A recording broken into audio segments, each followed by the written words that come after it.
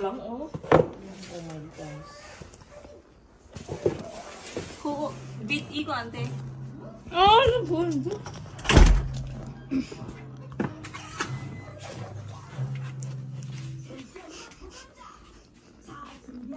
아이 이리 와. 아이.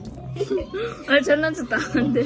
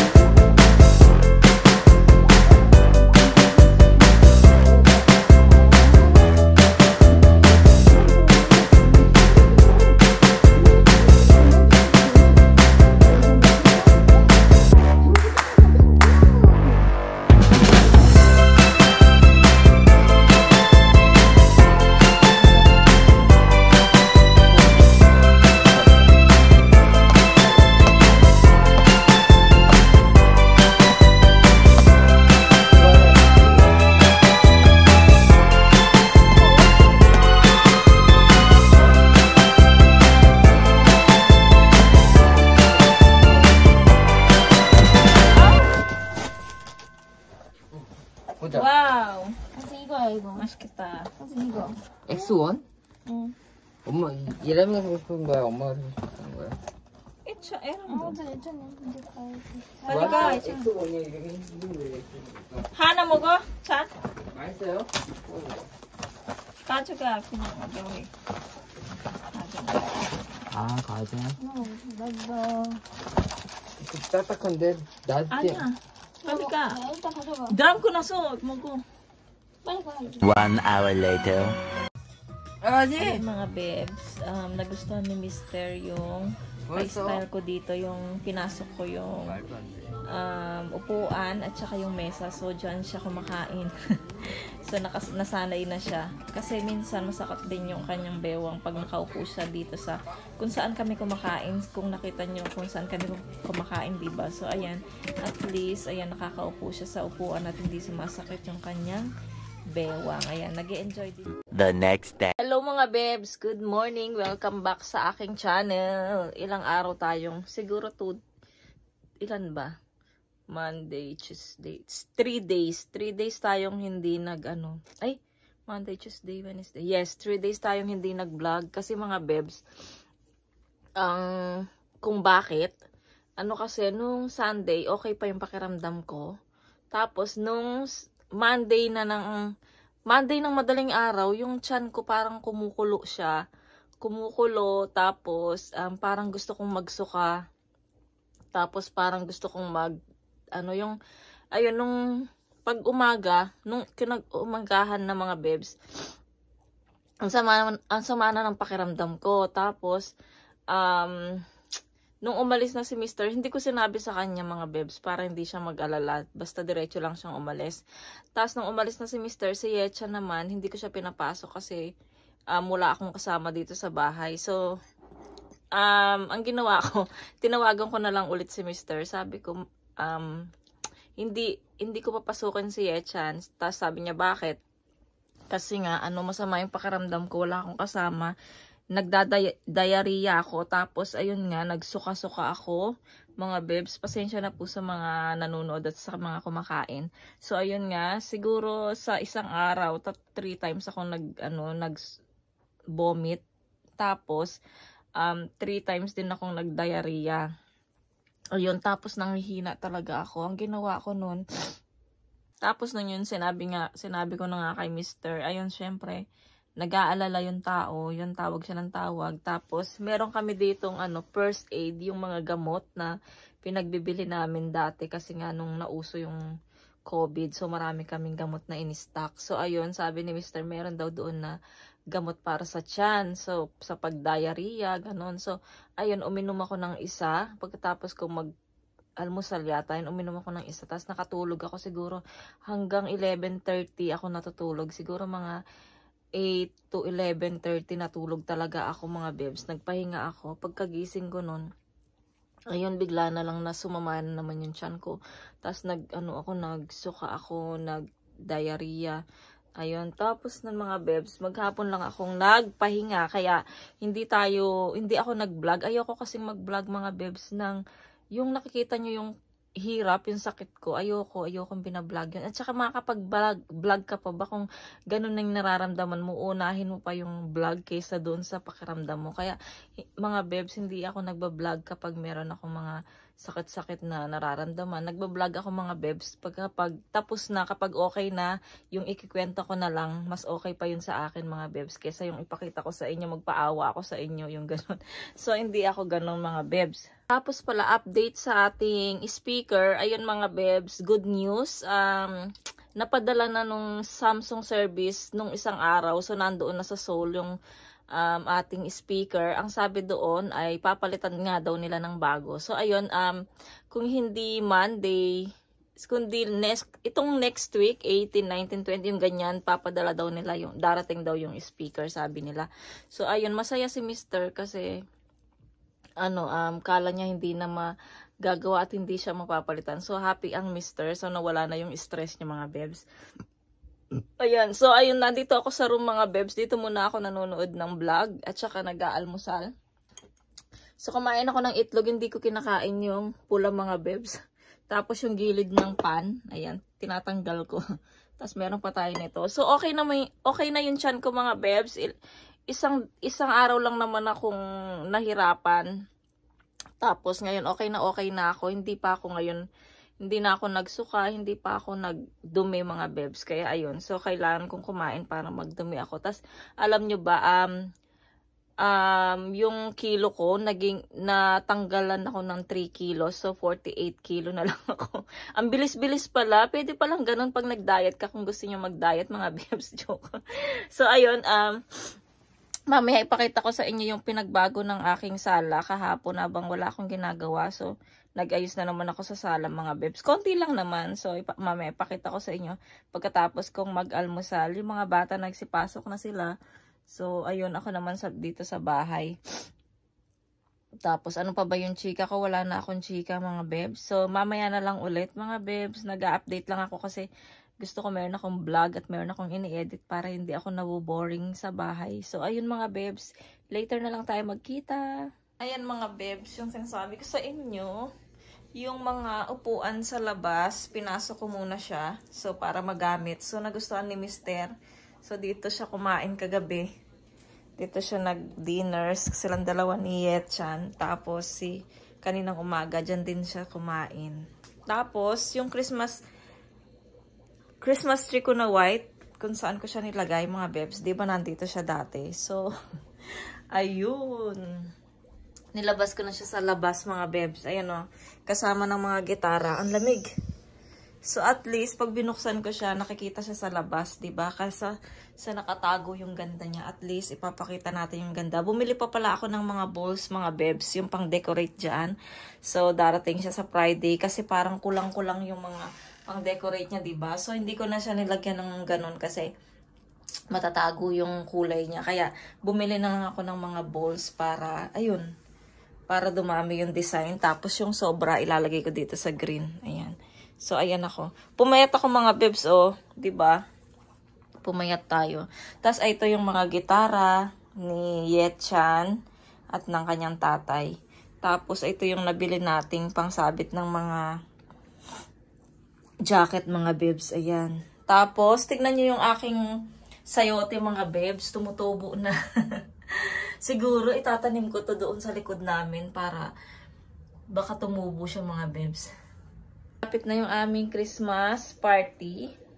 Buti na lang, okay na ako. Tapos, ang ano lang nakapagod nito, maraming bata na darating. Siyempre yung mga anak nila. Ayun. So, ang ginawa ko, pinagtatago ko na yung mga maliliit na bagay.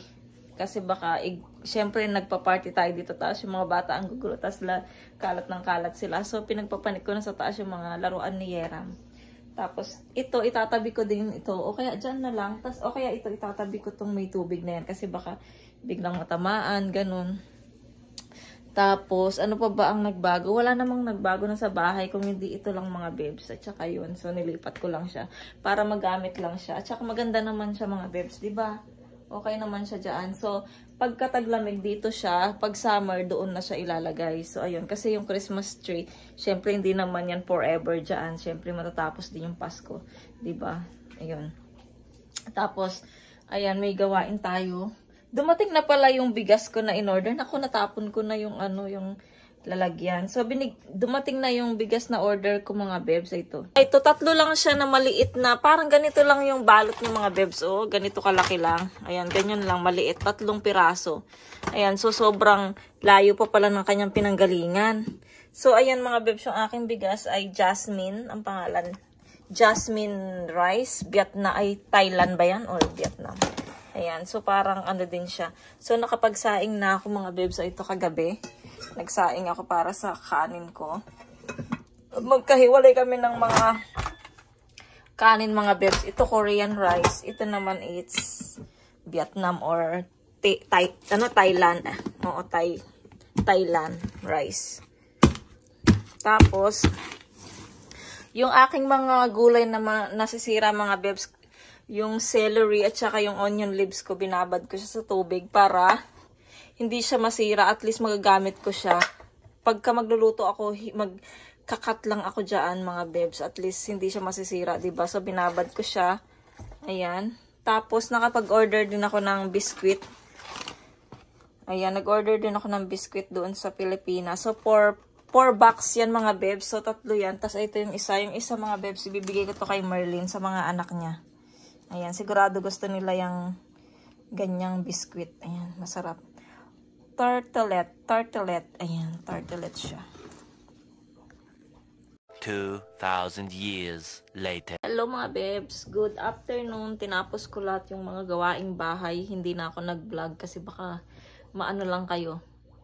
Maboring. So, ayun, nakapagtupi na tayo ng damit. So, nailagay ko na yung mga damit na aking mga tinanggal sa sampayan. Tapos yung mga medyas, yung mga anak ko na yung maglalagay niyan. Tapos, kasi naglaba ako. So, ayun, naiano ko na rin na isampay ko. Tapos si Yeram nandyan na, basang-basa siya. Kasi nga umuulan. So, kanina ko sila iniisip ko pa sila kanina kung paano sila uuwi. So, ayun, pagdating ni Yeram, basang-basa yung kanyang jacket. Kasi nga, malakas yung ulan, mga bebs. Yeram. Hello. Tapos si Yetchan naman ang kawawa kasi medyo malayo dito yung, yung school ni Yetchan. So, ang lakas-lakas ng ulan, hindi naman ako makapunta doon. So, meron naman siyang jacket at saka hoodie, yung waterproof naman, yung niya, yung kanyang yung long padding na damit. Meron naman siyang sombrero, so pwede naman siya mag-isombrero. Hindi naman masyad, pero parang ang lakas pa rin. So, ayun nga, baka mabasa si Yetchan, sigurado. Parang gustong kumain ng burger, mga bebs. 3:00 na. Kaya lang iniisip ko kung gusto ko pa ba or wag na. Kasi magdi-dinner na rin naman. Kaya lang, hindi ko maalam kung anong lulutuin ko ngayong dinner. So, naluto ko na lahat yung chicken, yung baboy. So, wala kaming meat. Hindi ako masyadong namili ng mga meat, mga bebs. Kasi si Mr. Mga bebs, nagtatry ako magsaing dito sa Yung, kailan ba yon? Nung nag-Christmas party din ba kami nun? Oo, nung last year. So, itatry ko to. Ito yung nakuha kong, gifts doon sa Christmas party namin ng aming mga kaibigan. So, ito, pang ramen siya. Pero, tatry ko siya kung pwede siya dito sa kanin. So, ayan. Naglagay ako ng kanin para sa akin, mga bebs. Tapos, magsasaing ako mamaya. Hindi ko alam kung magsasaing pa ba ako sa kanila. Ayan. Paunti-unti lang yung saing ko sa kanila kasi baka hindi maubos. Kasi nga ako iba yung kanin ko, yung pagkain ko. Sana pwede siya. Sana pwede. Ay, ba't gumaganon na siya? Mainit na agad. Ayan, oh. Parang kukulo lang siya. Baka pang ano lang to, ramen. So, mamaya tignan natin mga bebs, ha?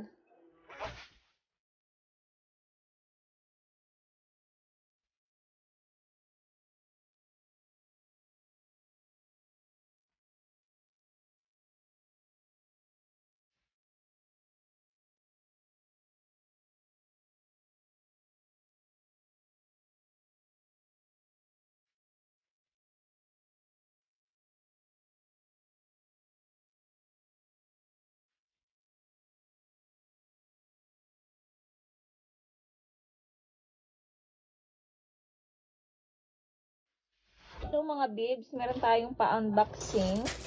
Ayan. So, nag-order si Mr. ng vitamins ni Yeram kasi napansin niya, anong tawag doon? Yung balat niya ba? So, parang kulang siya sa vitamin C. So, sabi ko kay Mr., hindi lang prutas yung dapat kainin, dapat meron din siyang iniinom. So, ayun, kagabi, hanap siya ng vitamin C doon sa kupang. So, lahat na nandito mga bebs, may iron, multivitamins, calcium, ano pa ba? At saka sa mga buto-buto, di ba yung calcium, yun. Tapos ano pa ba yung nandito? Kasi Korean sa mga bebs, anong hirap-hirap. Meron pa siyang omega 3 na sa mga bata, oh. Oh, meron na siyang ganito. So, sa isang araw, dapat daw 8 yung iinumin dito. So, sa umaga, 4. Sa gabi naman, it's 4 din. So, pwede din dito si Yechan. So, pangpataas din siya mga bebs. Babaki. Kiko. Yan, pampataas din siya ni Yeram. Pampataas din siya ni Rihanna. So, ayan, i-open natin siya. Tingnan natin yung wait lang mga bebs. Pangit ang dera. So, ito mga bebs siya. May nakita ako, syrup siya, pero ayaw ni Mr. kasi hindi na daw baby si Yeram. Tapos, meron namang gummy. So, ayaw din ni Mr. kasi nga, hindi na daw nga siya baby. So, tablet daw kailangan niya. So, ayan. Pinaghanap talaga siya ng apa niya ng tablet.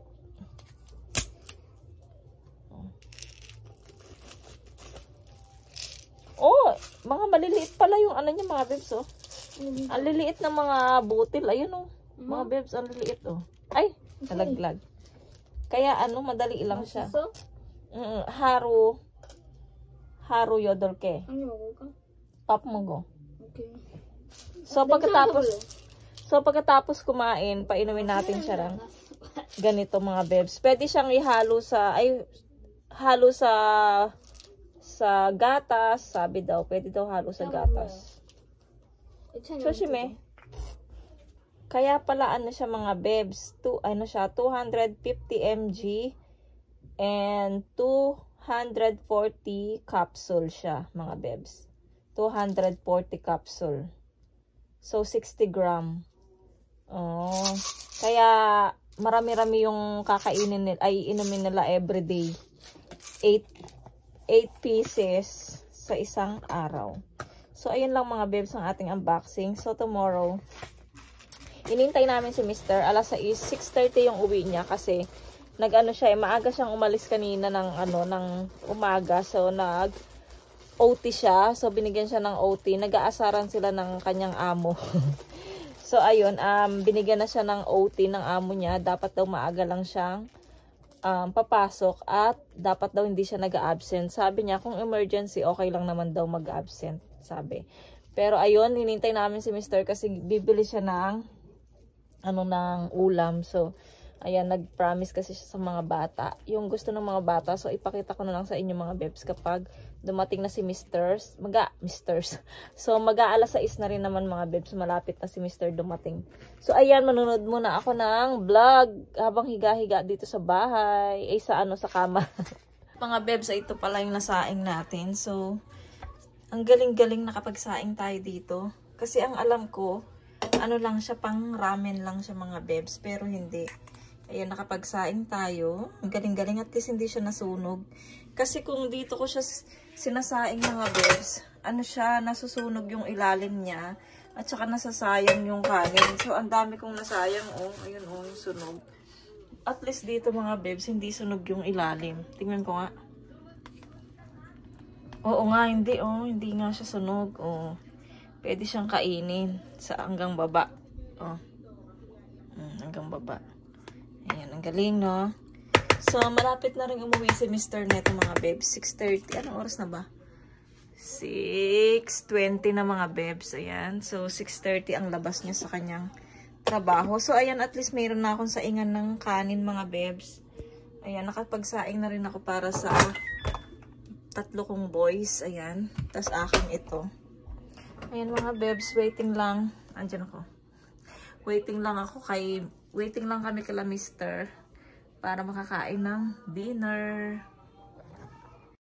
My love! Uy, ang lamig! Wow, it's cold. Basang-basa si Mr. It's raining, no? Kansa na? Ayan. So, ito yung binili ni Mr. na ulam. Tapos, namili din siya. Ayan. Ayan, o. Hindi ko alam kung ano yan. Ito yung ulam natin. So, ayan. Tapos si Mr. basang-basa. Tapos ito yung ating ulam na maya.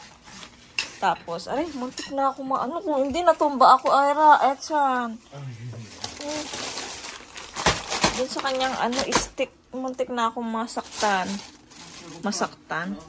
Ay, bumili ulit siya ng chicken. Ayan. Bumili siya, baka nag-sale. Tapos bumili siya ng lettuce. Tapos, bumili siya ng mga ganito gulay. Asparagus. Ano ba to? Broccoli and then zucchini. And then, ano pa ba yun? Yung espada. Bumili siya ulit ng espada, mga bebs. Ayan. Ayan. So, ayan mga bebs. I-wash ko muna itong lettuce. Kakain daw si Mr. ng lettuce.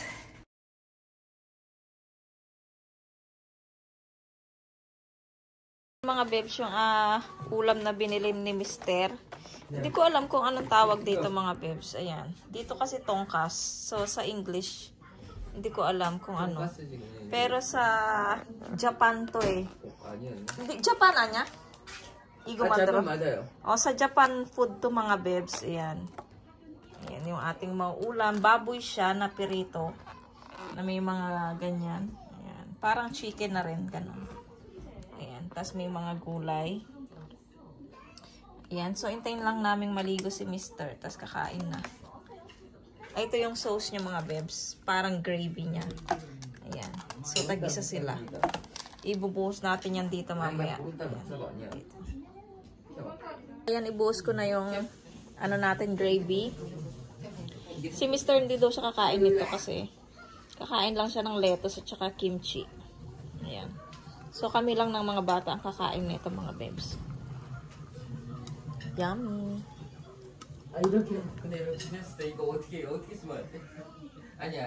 Gutom na rin kasi yung mga bata eh.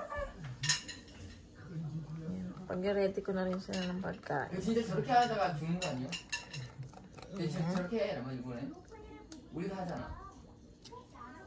Yummy.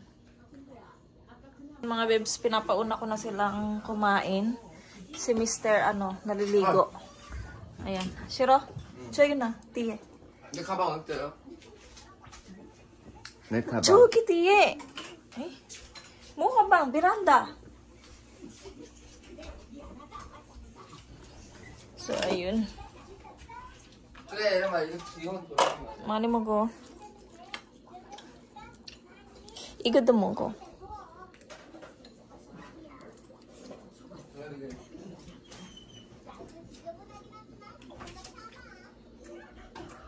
Meron na silang kainan na mesa.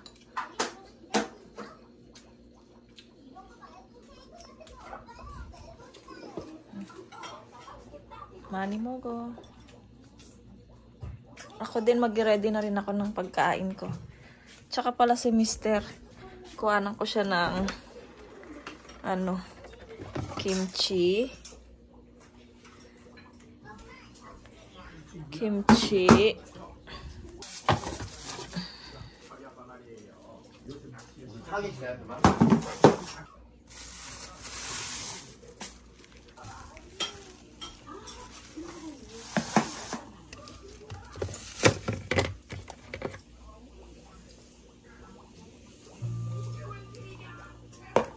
A few moments later.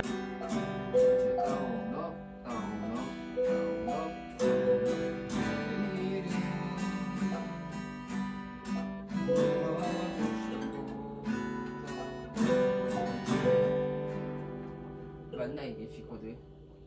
어? 맞아. G. 아 이게 누나 똑바로 이게 틀렸어. 요거잖아. 두 칸 했으니까잖아. 세 칸 가잖아. 이거 그리게 했잖아. 더 가해. 두 칸에서. 이게 끝인데? 자, 두 칸에서 세 칸. 자, 여기서